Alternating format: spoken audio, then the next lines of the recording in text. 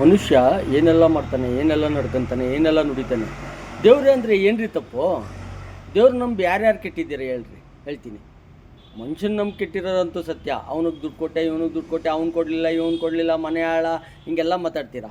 ಮನೆ ಹಾಳು ಮಾಡಿಬಿಟ್ರು ಅಂತ ಎಲ್ಲ ಮಾತಾಡ್ತೀರಾ. ದೇವ್ರು ಏನ್ರಿ ಮಾಡಿದ್ದಾನೆ? ದೇವ್ರೇನು ಮಾಡಿಲ್ಲ ತಾನೆ. ದೇವ್ರು ನಂಬಿರೋರು ಯಾರೂ ಕೆಟ್ಟಿಲ್ಲ ನೋಡ್ರಿ. ಮೋಸ ಮಾಡೋರು 1000 ಜನ ಇರಲಿ, ಆಮೇಲೆ ನಮ್ಮ ಜೊತೆ ಜನ ಎಲ್ಲ ಬಿಟ್ಟೋಗ್ಬಿಟ್ಟವ್ರೆ, ನನ್ನ ಹತ್ರ ದುಡ್ಡಿಲ್ಲ ಅಂತ ಅಂತಿರಲ್ಲ, ಅದು ತಪ್ಪು. ದೇವ್ರು ನಮ್ಮ ಬಲಕ್ಕೆ ಬರಬೇಕಂದ್ರೆ ಈ ದುಷ್ಟಶಕ್ತಿಗಳು, ಈ ಕೆಲವರು ಮೋಸದಿಂದ ವಂಚನೆ ಮಾಡೋಕ್ಕೆ ಕಾಯ್ತಾ ಇರೋರು ಯಾರೂ ನಮ್ಮ ಜೊತೆ ಇರೋಲ್ಲ. ಅದು ಸತ್ಯ, ಅದು ಹೌದು. ದೇವ್ರು ಮಾತ್ರ ನಮ್ಮ ಹಿಂದೆ ಇರ್ತಾನೆ. ದೇವ್ರು ಇರೋದಕ್ಕೇ ಜನ ನಮ್ಮ ಜೊತೆ ಇರೋಲ್ಲ.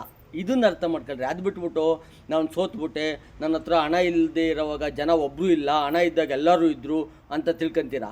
ತಪ್ಪು. ನೀವು ಒಂದು ಸಮಾಧಾನಕ್ಕೆ ಬರ್ರಿ. ದೇವರು ನಮ್ಮೊಡನಿದ್ದಾನೆ. ಈ ಗುರುವಾರ ಯಾಕೆ ಹೇಳ್ತಾ ಇದ್ದೀನಿ ಅಂದರೆ, ಕೆಲವ್ರು ಹೇಳ್ತಾರೆ ರಾಯರಿದ್ದಾರೆ. ಸತ್ಯ ಅದು. ರಾಯರಿದ್ದಾರೆ, ನಮ್ಮೊಡನೆ ಭಗವಂತ ಇದ್ದಾನೆ, ನಮ್ಮೊಡನೆ ದೇವರಿದ್ದಾನೆ ಅನ್ನೋ ನಂಬಿಕೆಲೇ ಬದುಕ್ರಿ.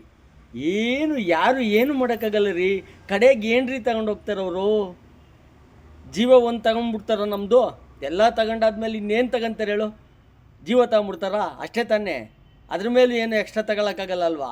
ಅವ್ನು ಬದುಕಿರ್ತಾನ, ನೆಕ್ಸ್ಟು ಭೂಮಿ ಮೇಲೆ ಅವ್ನು ಬದುಕಿರ್ತಾನ, ಗೂಟ ಹೊಡ್ಕೊಂಡಿರ್ತಾನ, ಮಳೆ ಹೊಡ್ಕೊಂಡಿರ್ತಾನ, ಇಲ್ಲ ತಾನೇ. ಅಂದರೆ ನೀವು ದಯಮಾಡಿ ದೇವ್ರು ನಂಬ್ರಿ. ಕೆಟ್ಟ ಕಾಲ ಬರ್ಬೋದು, ಹೋಗ್ಬೋದು. ಯಾವತ್ತೂ ಹೇಳ್ತೀನಿ, ಕೆಟ್ಟದೇ ಕಂಟಿನ್ಯೂಟಿಯಾಗಿರಲ್ಲ, ಆಮೇಲೆ ಸುಖನೇ ಕಂಟಿನ್ಯೂಟಿಯಾಗಿರಲ್ಲ. ಇದು ಬಂದು ಹೋಗುತ್ತೆ, ಅದು ಬಂದೇ ಬರುತ್ತೆ. ಈ ಥರ ಇರೋದು. ಹಾಗಾಗಿ ಯಾರು ಎದೆಗುಂದಬೇಡ್ರಿ. ಕಷ್ಟದಲ್ಲಿದ್ದಾಗ ಎದೆಗುಂದಬೇಡ್ರಿ. ಧೈರ್ಯವಾಗಿ ದೇವ್ರನ್ನ ನಂಬಿ ಎದುರಿಸಿ. ಇದನ್ನು ನಾನು ಹೇಳ್ತಾ ಇರೋದು ಅಷ್ಟೇ.